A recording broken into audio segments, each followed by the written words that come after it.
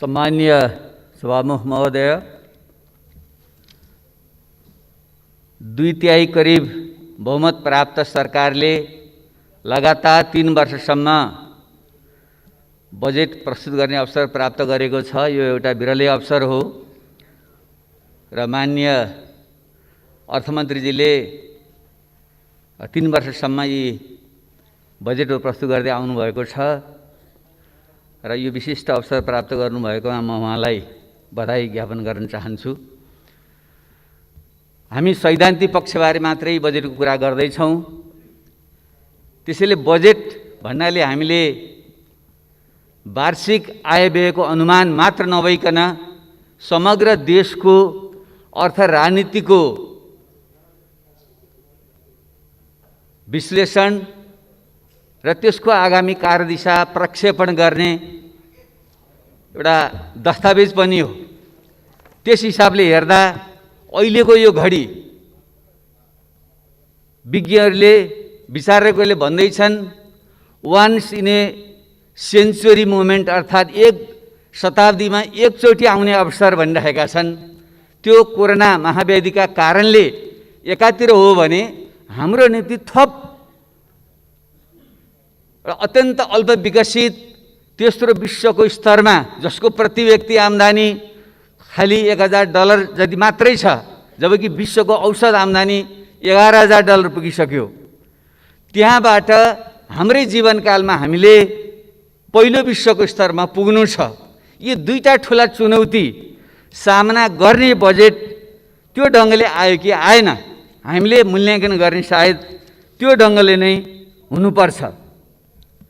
समय कम छ, त्यसैले म सरसर्ती म के निवेदन गर्न चाहन्छु भने हामीले यो दुवै स्थितिको मूल्याङ्कन गरेर यो बजेटको हिसाब किताब गरौँ। त्यसो भयो भने हिसाब ठिक निस्कन्छ।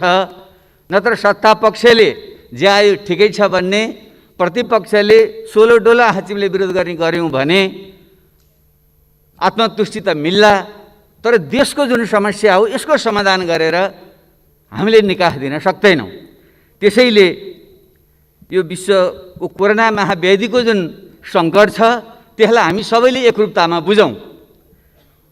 विज्ञहरूले भनिरहेका छन् विश्वको जुन अर्थतन्त्र हो जीडीपीको हिसाबले करिब $85.8 ट्रिलियन को जुन विश्व अर्थतन्त्र छ त्यसको 10% खुम्चिएर $9 ट्रिलियन अर्थतन्त्र खुम्चिन्छ भन्ने प्रक्षेपण छ। अहिले विश्वभरमा 81% श्रमिकहरू आफ्नो श्रम पूर्ण अथवा आधा रूपमा गुमाइरहेका छन्। 1.5 अर्ब विद्यार्थीहरू विद्यालयबाट पठन पाठबाट वञ्चित छन्। एकापट्टि त्यस्तो छ भने नेपालको अवस्था तपाईँ हामी सबैलाई थाहा छ। एसियामै सबभन्दा बढी क्षति हाम्रो अर्थतन्त्र हुँदैछ भन्ने हालसालै प्रक्षेपण एडिबीले गरेको छ। 13.6% हाम्रो अर्थतन्त्र खुम्चिन्छ। त्यो भनेको यसै त लिखा जस्तो सानो हामी, त्यसको पनि बोसो काटेपछि के रहन्छ? करिब 37 खर्ब रुपियाँ बराबरको जिडिपीमा करिब 4.5 खर्ब सङ्कुचन हुन्छ भन्ने अनुमान छ र हाम्रो अर्थमन्त्रीले 2.3% को वृद्धिको जुन प्रक्षेपण गर्नुभयो यो हाम्रो सीबीएसको प्रक्षेपण हो। तर आइएमएफले 1% भनेको छ र विश्व ब्याङ्कले 1.7% भनेको छ। त्यसैले आगामी दिन भयावह हुनेवाला छ। यसको बिचमा पनि अर्थमन्त्रीजीले समष्टिगत आर्थिक स्थायित्व अधिकांश सूचकहरू सकारात्मक छन् भन्नुभएको छ। अब यो कसरी भन्नुभयो र उहाँ मात्रै होइन, सायद हामी सबैको एउटा दृष्टिकोणको अभाव भइकिन हो। हाम्रो मिडियाको पनि मैले समाचारहरू सुन्छु, हेडलाइनमा संयमित बजेट भनेर आएको छ र हाम्रा धेरै अर्थशास्त्रीहरूले यो सन्तुलित बजेट कम महत्त्वाकाङ्क्षी भनिराख्नु भएको छ। तर मलाई यसरी सोचेर हामीले यो सङ्कटबाट पार पाउन सक्दैनौँ।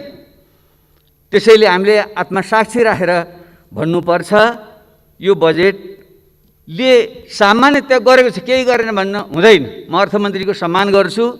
हामीमध्ये भएका अहिलेका अर्थशास्त्रीहरूमध्ये सायद यो हाउसमा भएका विज्ञहरूमध्ये 1 नम्बर नै उहाँ हो। विज्ञताको हिसाबले, त्यसले उहाँको म सम्मान गर्छु।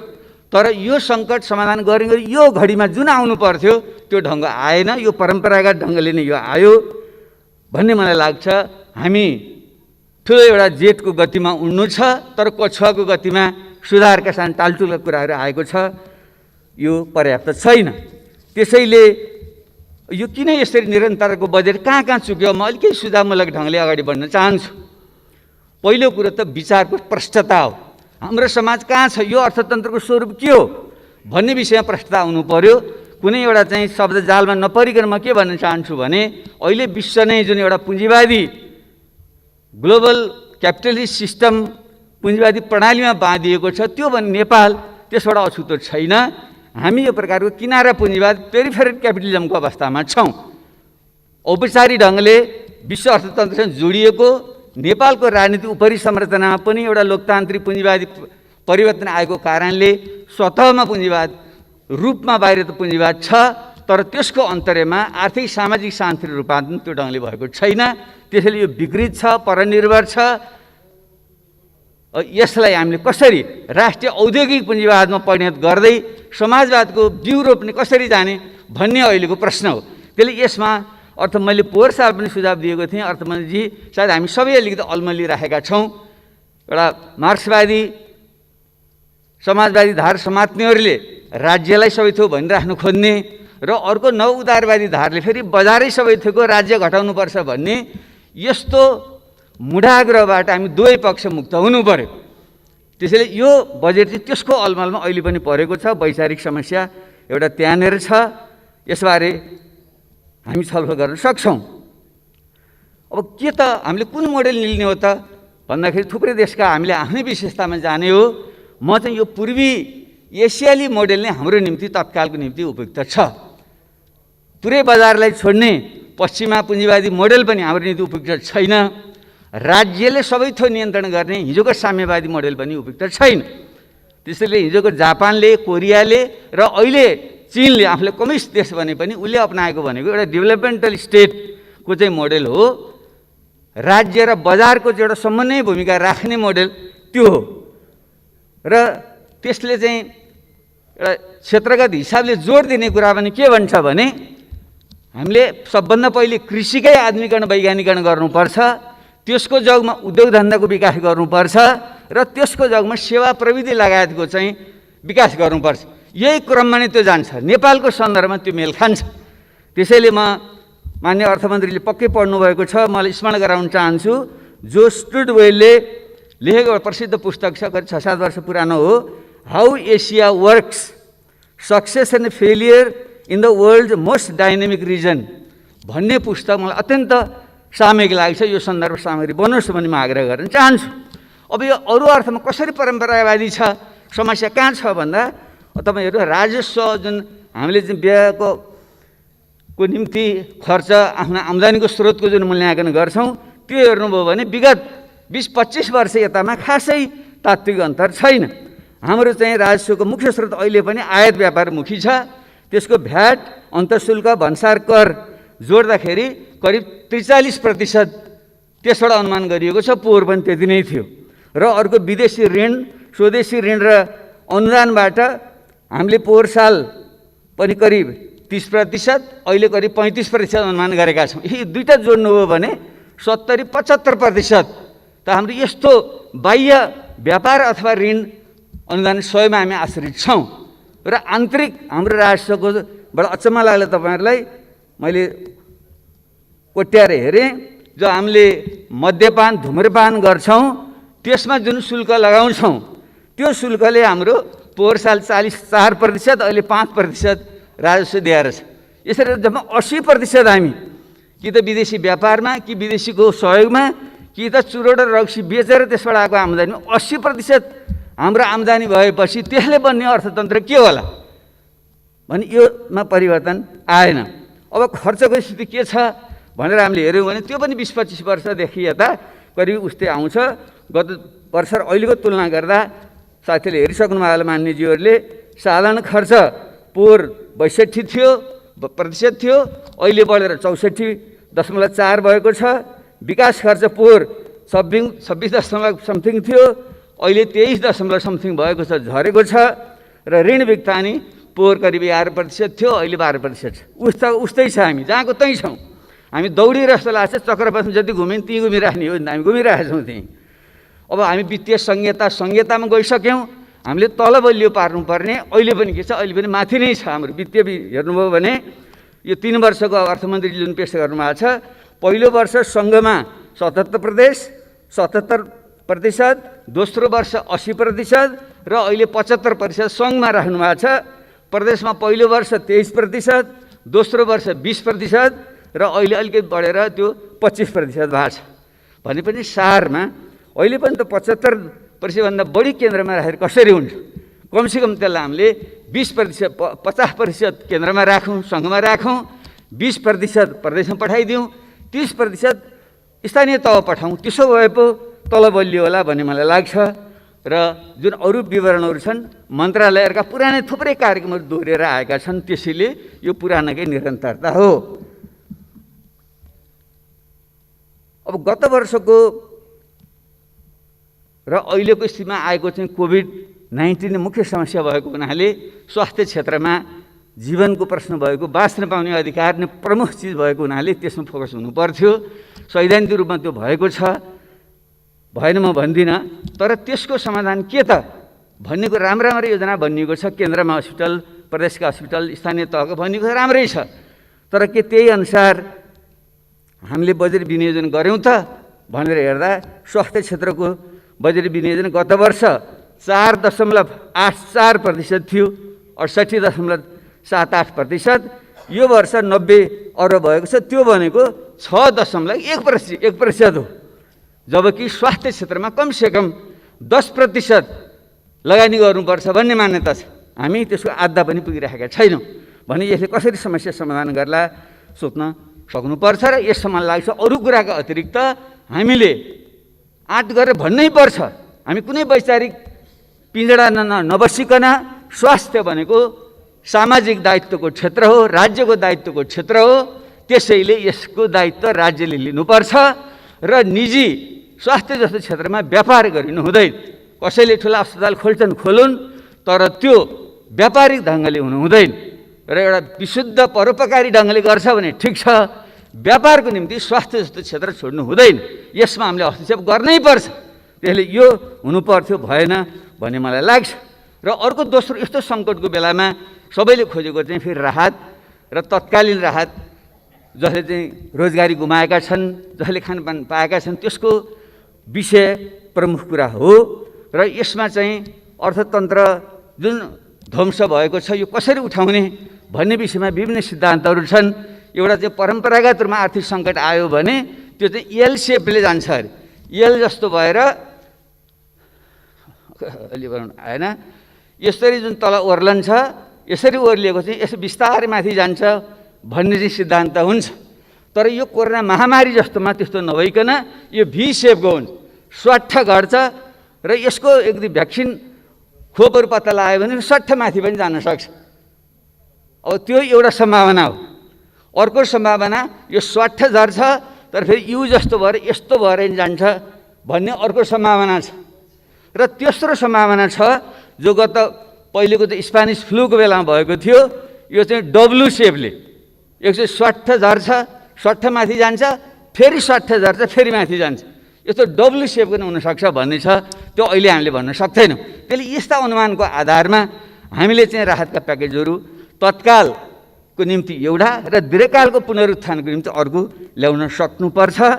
र हाम्रो सन्दर्भमा अर्को थप विषय चाहिँ के हो भने, जुन 60 लाखभन्दा बढी हाम्रा चाहिँ श्रमिकहरू विदेशमा छन्, तिनीहरू सिपसहित, केही ज्ञानसहित, केही सम्पत्तिसहित जो फर्कँदैछन्, तिनलाई तत्काल हामीले यहाँ ल्याएर स्वास्थ्य लगायतको क्षेत्रमा ध्यान दिने र त्यसको उपयोग गरेर अर्थतन्त्र ठुलो रूपान्तरण गर्ने एउटा सम्भावना हुनुपर्छ।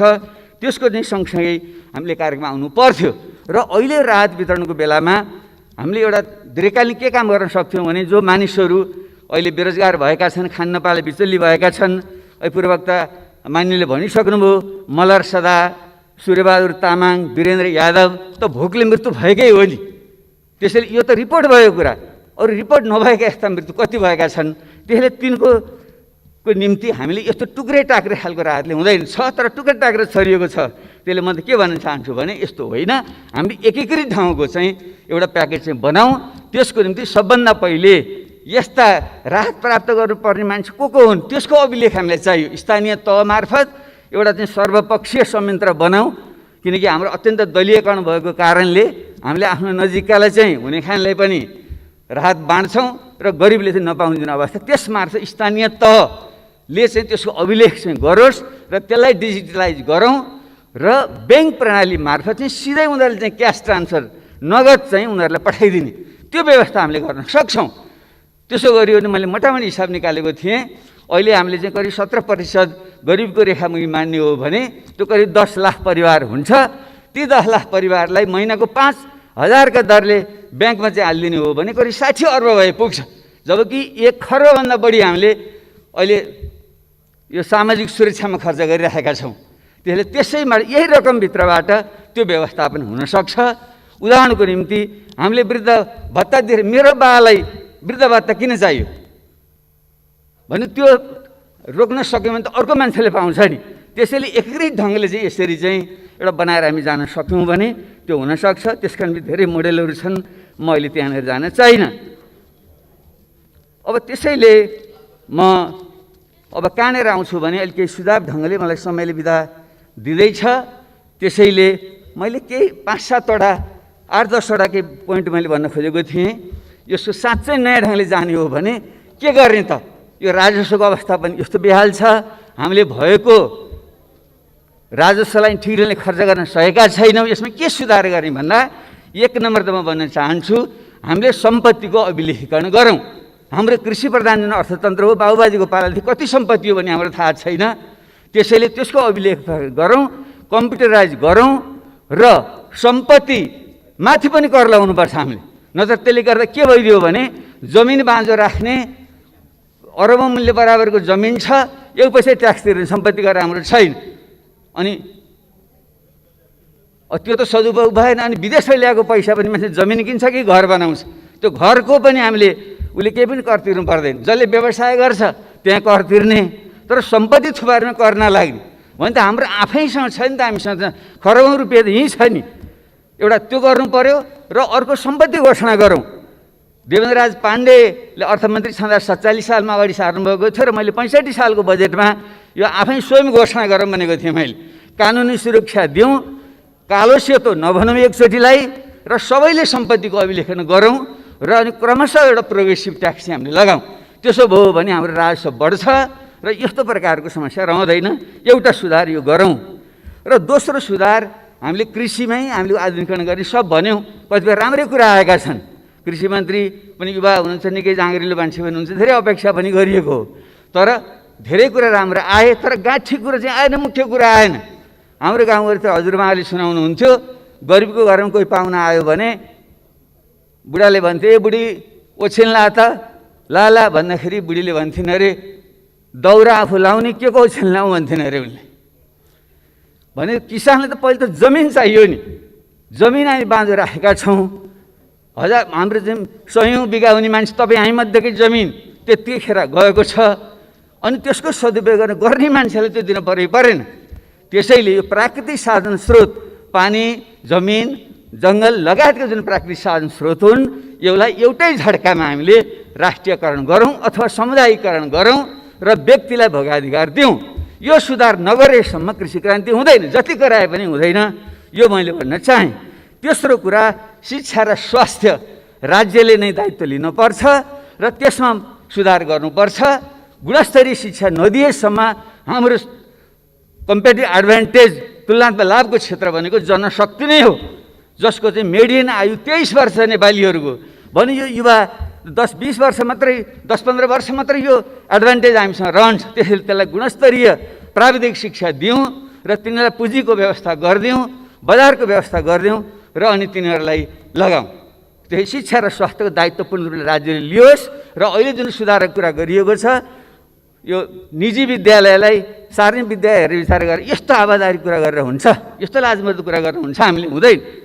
हामी सबैले भन्नुपर्छ। जो शिक्षा संस्था चलाउने साथीहरू पनि यहाँ हुनुहुन्छ, मेरो आग्रह छ मुनाफाको निम्ति नचलाउनु, शिक्षा र स्वास्थ्यमा मुनाफाको निम्ति लगानी नगर्नुहोस्, कृषिमा गर्नुहोस्, पर्यटन गर्नुहोस्, उद्योगमा गर्नुहोस्, सेवामा गर्नुहोस्। त्यहाँ जति सुविधा चाहिन्छ राज्यले दिन्छ, तर शिक्षा र स्वास्थ्य चाहिँ विशुद्ध सेवाको क्षेत्र हो, परोपकारको क्षेत्र हो। त्यो ढङ्गले तपाईँ लैजानुहोस्, राज्यले यसमा ध्यान दियोस्। चौथो कुरा, रोजगारी सृजना टक्कन टुक्कन गरेर आएको छ। 7 लाख 15 लाख कति भनिएको छ, मलाई लाग्दैन यतिले मात्रै होला भनेर। तर हामीलाई जुन विगतका रोजगार योजनाहरू छन्, मेरै पालामा सुरु भएको युवा स्वरोजगार योजना, पछि आएको प्रधानमन्त्री स्वरोजगार कार्यक्रम, यसलाई एकीकृत गरेर एउटा नयाँ ढङ्गको योजना हामीले त्यहाँ बनाऊँ र विदेशबाट फर्किएका जुन युवाहरू छन् तिनीहरूलाई चाहिँ यो हाम्रो चाहिँ तालिम दिने पनि एकीकृत ढङ्गको चाहिँ संस्था बनाऊँ, त्यस मार्फत तालिम दिउँ।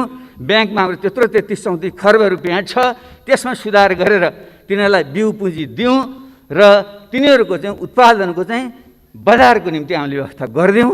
त्यसको निम्ति सुरक्षा दिनैपर्छ। केही सानसानो कुरा यहाँ आएको छ, त्योभन्दा पनि के भन्न चाहन्छु भने भारतसँगको जुन व्यापार सन्धि छ त्यसमा जुन पारस्परिकताको कुरा गरिएको छ, हामीले उहाँहरूसँग कुरा गरेर हाम्रो जस्तो कमजोर देशले पारस्परिक रूपमा प्रतिस्पर्धा गर्न सक्दैन, गएर पारस्परिकताको आधारमा हामीलाई सुविधा दिनुपर्छ भन्ने कुरा राखौँ र अन्य पनि WTOले दिएका जुन सुविधा छन् त्यसो हुन सक्यो भने हाम्रो बजारको सुरक्षा हुन्छ र युवाहरू चाहिँ एउटा स्वरोजगारीमा लाग्छन्। त्यो बाटो हो, नत्र यो जागिर खाने तरिकाले हुँदैन।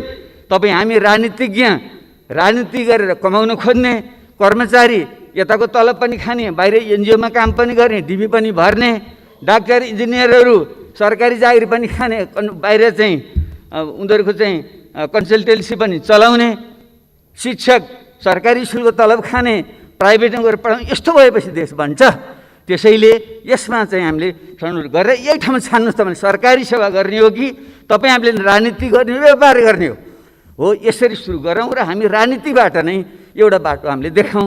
यसो हुन सक्यो भने देशमा रोजगारी सृजना हुन्छ, औद्योगिक आउँछ, त्यसले साना र मध्यम व्यवसायहरू फस्टाउँछन् अनि उद्योग धन्दाहरू विदेशी लगानी पनि नल्याइकन हुँदैन। जुन अहिलेको यो कोरोना महामारीले यो जुन भ्यालु चेन मूल्य श्रृङ्खला भत्काउँदैछ, मान्छेले नयाँ नयाँ ठाउँ खोज्दैछन्। हामी भारत र चीनको जुन ठुलो बजारको बिचमा छौँ, हामीले केही सुविधा, केही ऐन कानुनमा परिवर्तन, लगानी मैत्री वातावरण बनाऊँ भने ठुलो लगानी आउन सक्छ। त्यसलाई पनि हामीले ध्यान दिउँ। म यो 5औं कुरा मैले भन्न चाहेँ। र 6औं कुरा, यो आधारभूत केही ठुला पूर्वाधार पनि हाम्रो अत्यन्तै भद्रगोल ढङ्गको भयो। त्यसले अहिले यही वर्ष सबै गर्न नसकिएला, तर केही पूर्वाधार निजी क्षेत्रले माग गर्ने भनेको पूर्वाधारमा लगानी गरेर भन्ने हो। तर यो बढी भयो बजेट भन्नु हुँदैन, बजेट कम हो यो। ठिक छ, यसलाई कसरी बढाउनु सोचौँ, म सुझाव दिँदैछु मैले। तर पूर्वाधार, बाटो, बिजुली, पानी लगायतका चाहिँ सञ्चार लगायतको पूर्वाधार नभइकन यो देशभित्रको निजी क्षेत्र नि फस्टाउँदैन, बाहिरको पनि आउँदैन। त्यसैले यसको एउटा मास्टर प्लानै हामीले बनाऊँ र केन्द्रले एउटा गाइडलाइन दियोस् र प्रदेश र स्थानीय तहले आफ्नो विशेषतामा त्यहाँका भौतिक पूर्वाधारहरू विकास गरौँ। त्यसो भने हुन्छ। र काठमाडौँ उपत्यका जस्तो काठमाडौँ, ललितपुर, भक्तपुर, कीर्तिपुर, ठिमी लगायत यस्तो सांस्कृतिक सम्पदा भएको ठाउँ हामीले बर्बाद गर्दैछौँ। त्यसले अब यहाँ काठमाडौँमा फेरि नयाँ सहर बसाल्ने होइन, हामीले फास्ट ट्र्याक बरु छिटो बनाऊँ र त्यसको भयो भने कन्जेक्सन चाहिँ उता हेटुँडा उतापट्टि सर्छ। यहाँ जुन 4वटा सहर बनाउने भन्ने कुरा छ त्यो गर्नु भएन। यो खोकना बुङमतीका केही साथीहरूले आएर अस्ति मलाई एउटा चाहिँ जानकारी दिएर जानुभयो र त्यहाँ चाहिँ फास्ट ट्र्याक पनि त्यहीँबाट सुरु हुने, बागमती करिडोर त्यहीँबाट सुरु हुने, बाह्य चक्रपथ त्यहीँबाट सुरु हुने, 132 केबी लाइन त्यहीँबाट जाने, स्मार्ट सिटी त्यहीँ बनाउने भएपछि बुङमती जस्तो चाहिँ एउटा ऐतिहासिक ठाउँ त्यहाँ के हुन्छ। त्यसैले यसलाई चाहिँ हामीले यो विकास र संरक्षणको चाहिँ एउटा सन्तुलन मिलाउँ। काठमाडौँमा अब बढी सहर बसाल्ने काम हामीले चाहिँ नगरौँ। यो ढङ्गले चाहिँ हामी जाउँ, पूर्वाधारमा यसरी ध्यान पुगोस् भन्ने म आग्रह गर्न चाहन्छु। र त्यसपछि अर्को एकीकृत सामाजिक सुरक्षा प्रणालीकै कुरा हो, मैले भनिसकेँ। यो नोबेल पुरस्कार विजेता दम्पति जो बनर्जी र डुफ्लोले एउटा मोडेल तयार गर्नुभएको छ। उहाँले युबिआई भन्नुहुन्छ, युनिभर्सल अल्ट्रा बेसिक इन्कम। एउटा युनिभर्सल बेसिक इन्कम सबैलाई आधारभूत आम्दानी दिने भने त विकसित देश फिनल्यान्ड लगायतमा आएको छ। तर हाम्रो जस्तो देशमा त्यसलाई सुधार गरेर जो न्यूनतम जीविकाको निम्ति आवश्यक हुन्छ त्यसको हिसाब गरेर त्यो चाहिँ हामी सबैलाई ब्याङ्क च्यानलमा दिने व्यवस्था चाहिँ हामीले गरौँ। त्यसो नगरेसम्म यो टुक्रा टाक्री बाँडेर हुँदैन। पाउनु पर्ने पाइरहेको छैन। खास गरी दलित, महिला, जनजाति, मुस्लिम, अरू जति जुन गरिबीको रेखामुनि जुन बढी छन्, श्रमिकहरू, साना किसानहरू, तिनले त्यो पाउन सक्दैनन्। र मुख्य रूपमा हामीले चाहिँ यो चाहिँ यसको सुधारहरू गर्दा एउटा सुधार हामीले गर्नुपर्ने क्षेत्र भनेको यो हाम्रो जुन जातपात प्रथा छ, पछि दलित भनेर हेप्ने वर्गीकरण गर्ने जुन वर्णाश्रम प्रथा छ, त्यो भएसम्म सामाजिक न्याय पनि हुँदैन। र वर्णाश्रम व्यवस्थालाई हामीले नफेरेसम्म हाम्रो चाहिँ श्रम गर्ने संस्कार पनि आउँदैन। अलिकति पढे लेखा बाहुन भने नि हामी जस्ता मान्छे श्रम गर्न हुन्न भनेर हामी बस्ने, उपदेश दिएर हामी बस्ने। क्षेत्रीयहरू कुनै बेला लडाइँ लड्थ्यो होलान्, राज्य विस्तारमा अहिले त्यो काम छैन, उनीहरू पनि लडाइँ भने अर्कोले गरेर खाएर बस्ने। अब जुन वैश्यहरू भनेको बन्द व्यापार त थोरै मान्छेले गर्छ, हिजो थोरै थियो पो बन्द व्यापार गर्छ, सबैले बन्द व्यापार गरेर पनि पुग्दैन, त्यो वैश्य भनेर पनि पुग्दैन।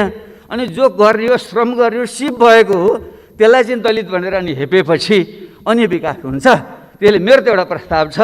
दलित शब्द प्रयोग अरू के गरौँ भन्नुहुन्थ्यो साथीहरूले, विवाद भयो। मेरो त एउटा प्रस्ताव यो छलफलकै निम्ति तपाईँ हामी सबैले दलित नाम राखिदिउँ न। बाबुराम भट्टराई कामी भन्ने किन नहुने? काम गर्ने मान्छे कामी भन्ने किन गर्बै नगर्ने? एउटा विश्वकर्मा लेखौँ, कामी लेखौँ, हामी सबैले थर बदलिदिउँ त। त्यसो भए बरु बराबर भइन्छ। नत्र दलित माथिको जुन भर्खरै रुकुममा भयो, यो त परिकल्पना गर्न पनि सकिँदैन। त्यत्रो क्रान्तिको आधार इलाकामा त्यत्रो प्रतिक्रान्तिहरू हरकत हुन्छ भने देश कहाँ गइरहेछ? त्यसैले यस्ता विषयलाई हामीले ध्यान नदिएकनसम्म सामाजिक सुरक्षा, सामाजिक न्याय हुँदैन। र अर्को प्रशासनिक सुधारको जाँच्नु कुरा छ, धेरै साथीले भनिसक्नुभयो, सायद समयले मलाई बिदा दिइसक्यो। त्यसैले त्यो सुधार हामीले गर्नै पर्छ। र म भन्छु अहिलेको यो कर्मचारी तन्त्र, यो सोपान क्रममा आधारित कर्मचारी यन्त्र रहेछ हुँदैन। एउटै झट्का हामीले किन भत्काउन सक्दैनौँ? र कर्मचारी साथीहरूले पनि आग्रह छ, तपाईँहरू यत्रो पढे लेखेका मान्छे, ज्ञानी मान्छेहरू हुनुहुन्छ, देश विदेश घुमेर आउनुभएको छ, मान्छे यो कर्मचारी यति ठुलो तन्त्र किन पाल्नु पर्यो? हामीले 50,000 केन्द्रमा कर्मचारी किन चाहियो? उहाँ तल मान्छे पुगिरहेको छैन, जाँदैन, अनै बहाना गरेर जाँदैन। त्यसैले यो कर्मचारी यन्त्रलाई भत्काइदिउँ र यसको पुनर्संरचना गरौँ र यसको चाहिँ सङ्ख्या घटाउँ। त्यसरी नै हाम्रो सुरक्षा क्षेत्रलाई पनि हामीले गुणस्तर बढाउँ। हाम्रो सेना, प्रहरी र हाम्रो सशस्त्र प्रहरीको तर सङ्ख्या घटाउँ। त्यसो गरेर सुधार गर्न सकिन्छ। र सार्वजनिक खर्च पुनर्लाभन आएको जुन प्रतिवेदन छ त्यसलाई चाहिँ हामीले कार्यान्वयन गरौँ। त्यसो हुन सक्यो भने हामीले जुन खर्च गर्न नसक्ने भन्ने हाम्रो क्षमता छ त्यो वृद्धि हुन्छ। त्यतापट्टि हामीले ध्यान दिउँ। र सँगसँगै यो बजेटमा यो केही दुईवटा कुरा कमजोरी भएकै छ। यो सांसद विकास कोषले साह्रै लज्जित बनायो। यो 6 करोड, फेरि अहिले त सायद 4 करोड कतिमा झन् किन चाहियो यो? मैले त पहिले पनि सार्वजनिक भने, तपाईँ हामी सबैले एकमतले भनौँ हामीलाई समानुपाती विकास चाहिन्छ। यो 165 जुन निर्वाचन क्षेत्र छन् तिनको समानुपाती विकास गर्नको निम्ति कति सकिन्छ? 1 अर्ब अथवा कमसेकम 50 करोड सकिन्छ, पक्कै सकिन्छ। किन म पनि अर्थमन्त्री भएर चलाएको मान्छे, त्यो भनेको त करिब 1.5 खर्ब जति रुपियाँ हो, किन सक्दैन? त्यसले त्यसबारे 1-2 महिना पहिले नै, बजेटभन्दा 1-2 महिना पहिले सम्बन्धित क्षेत्रका सबै सांसदहरू, प्रत्यक्ष र समानुपाती सांसदहरू, उहाँहरूले जनता स्थानीय तहसम्म, स्थानीय तहमा पनि सल्लाह गरेर त्यहाँ पूर्वाधार केन्द्रित शिक्षा, स्वास्थ्य र भौतिक पूर्वाधार केन्द्रित चाहिँ प्रोग्रामहरू बनाएर दिउँ र बजेटमै जान्छ, सरकारी संयन्त्रमार्फत कार्यान्वयन हुन्छ। अनि हामीले छुट्टै यस्तो चाहिँ लिनु हुँदैन। त्यसैले यसमा एउटा सहमति बनाऊँ, त्यो माग गरौँ। समानुपाती हुनुपर्छ, नत्र केही ठाउँमा चाहिँ अर्बौँ रुपियाँ खर्च हुने, कुनै क्षेत्रमा चाहिँ रातो किताबमै नपर्ने। पोहोर साल मैले हेर्दाखेरि 20-25वटा निर्वाचन क्षेत्रमा एउटा योजना पनि रातो किताबमा परेर त्यस्तो हुनु हुँदैन र यसलाई सुझाउनै पर्छ। अर्को किताबको कर, ज्ञानमाथि कर लाउनु हुँदैन। मान्य अर्थमन्त्रीज्यू, तपाईँ पनि बडो एउटा विद्वान व्यक्ति त हुनुहुन्छ, यो चाहिँ मिलेन। जति जे तर्क गर्दा नि मिल्दैन। किताबमाथिको कर खारेज गर्नै पर्छ हामी। यतापट्टि तपाईँको ध्यान पुगोस्। र विद्युतले चल्ने गाडी पूर्वकता मान्यले भनिसक्नुभयो, यो पनि उल्टो दिशाको यात्रा भयो। हामीले जब हामीले विद्युत उत्पादन गर्दैछौँ, खपत भइरहेको छैन भनिरहेका छौँ भने त्यसको प्रवर्धन हामीले गर्नै पर्छ र आर्थिक हिसाबले पनि, नत्र भने हामीले त्यत्रो इन्धनमा खर्च गर्नु परेको छ, त्यो बचत हुन्छ र पर्यावरणीय हिसाबले पनि दिगो विकास हुन्छ। यसलाई हामीले चाहिँ सच्याउँ, म यो आग्रह गर्न चाहेँ। र अब अन्त्यमा यो संहिताको विषय जो अत्यन्त मार्मिक ढङ्गले पूर्ववक्ता मान्यले राख्नुभयो, यसमा हामीले गम्भीरतापूर्वक लिनै पर्छ। हामी संहिता त्यत्तिकै गएको होइन, जनताको रगत पसिनाबाट संहिता आएको हो र देशको आवश्यकताले ल्याएको। यो देशको जुन जातीय क्षेत्रीय विविधता छ त्यसलाई सम्बोधन गर्न, जुन असमान विकास छ त्यसलाई सम्बोधन गर्न आएको हो। त्यसैले यसलाई गम्भीर ढङ्गले कार्यान्वयन गरौँ। यसका अपूर्णताहरू छन्, त्यो अपूर्णताहरूलाई संविधान संशोधन गरेर हामीले चाहिँ पुरा गरौँ। र सँगसँगै म एउटा कुरा फेरि पनि मैले पटक पटक भनेको छु, स्वास्थ्य उसमा परेको छ नि त बजेटमा, तर पूर्णता भएन। हामीले यस्तो गर्नु भएन। शान्ति सम्झौता भएको 14 वर्ष भइसक्यो, अहिलेसम्म पनि त्यो फेरि गरिने छ। प्रत्येक वर्ष आउने जस्तो त्यो नबनाउँ। हामीले त्यो टिआरसी र बेपत्ता सम्बन्धी आयोगको काम टुङ्गो लगाएर तिनीहरूको पनि समस्या हामीले चाहिँ हल गरौँ। र अन्त्यमा म हाम्रो परराष्ट्र मन्त्रीजीलाई मैले देखिरहेको छैन।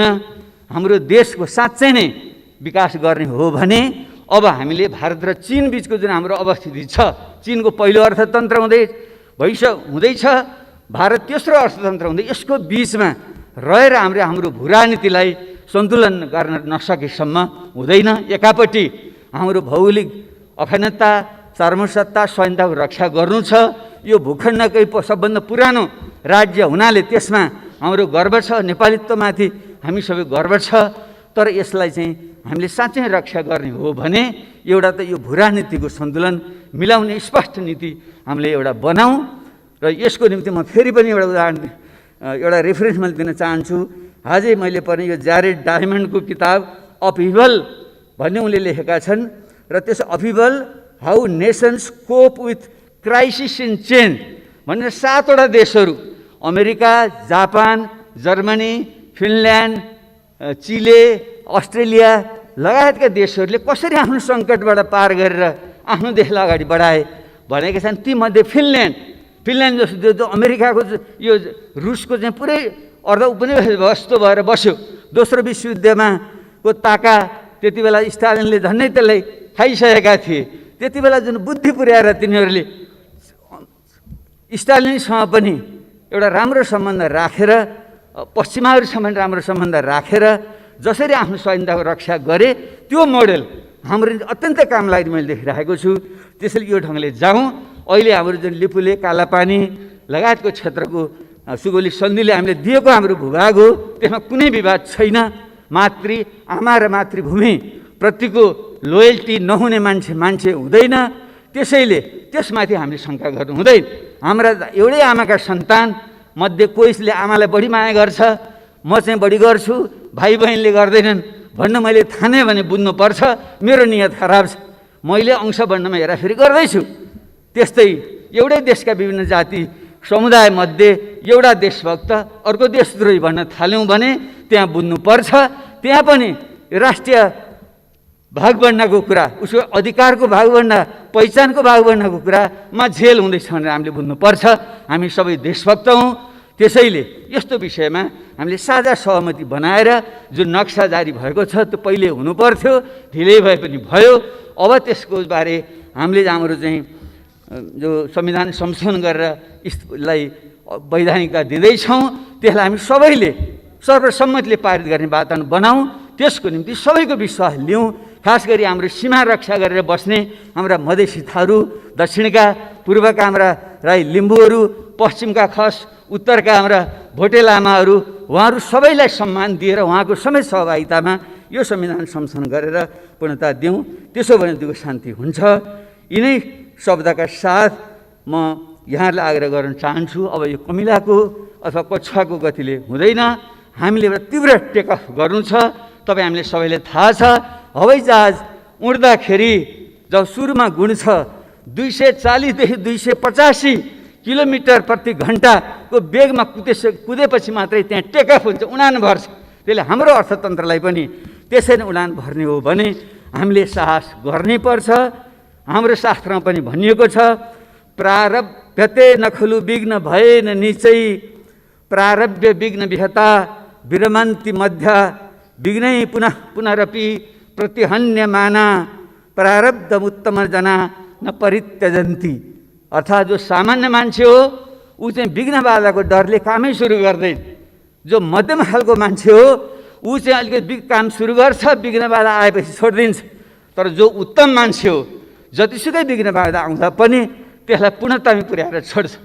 त्यसैले आज हामीलाई त्यस्तो साहस, त्यस्तो सोच चाहिएको छ।